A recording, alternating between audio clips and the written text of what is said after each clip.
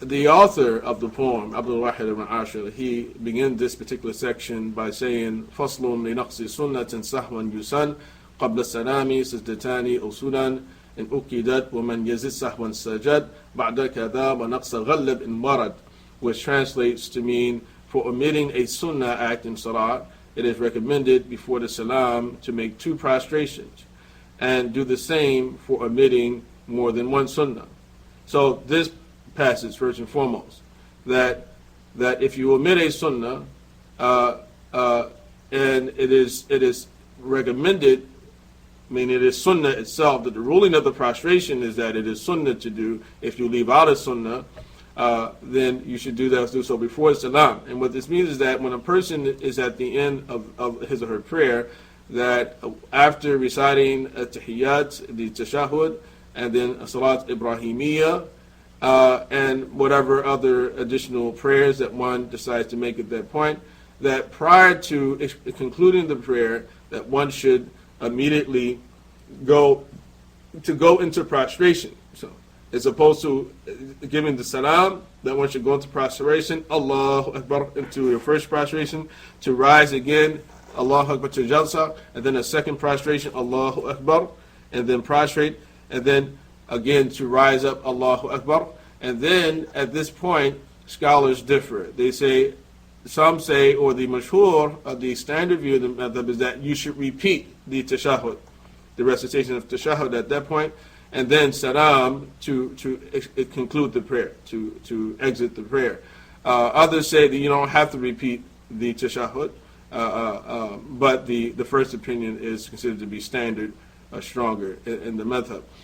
So for omitting a sunnah act in salah, it is recommended before the salam to make 2 prostrations, and do the same for omitting more than 1 sunnah, meaning that if you leave out 1 sunnah, or 2, or 3, then naturally you would do the prostrations. Do that if it is one of the stress sunnahs, meaning that this particular rule pertains to the sunnah mu'akkada, the stress sunnahs, not the unstressed sunnahs, but the stress sunnahs. And we're going to learn something about the unstressed sunnahs also in a second. So it's not taken absolutely, but as a general rule, that prostrations are carried out in light of the omission or addition of stress sunnahs during the prayer. And we're going to learn that even sometimes the unstressed sunnahs, for unstressed sunnahs, people should prostrate even for them at times. So do that if it is one of the stress sunnahs.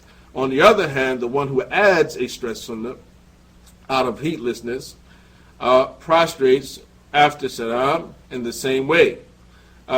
Meaning that, so if you add something, let's say you recite out loud during dhuhr when you should recite inaudibly, for instance. That's an addition, considered to be an addition.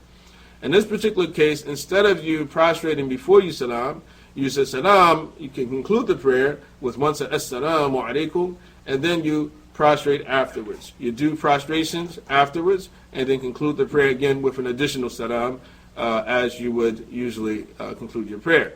So, on the other hand, the one who adds a stress sunnah out of heedlessness prostrates after the salam in the same way, but for the omission of a stress sunnah, grant more weight to prostrating before the salam if it happens in addition to adding a sunnah.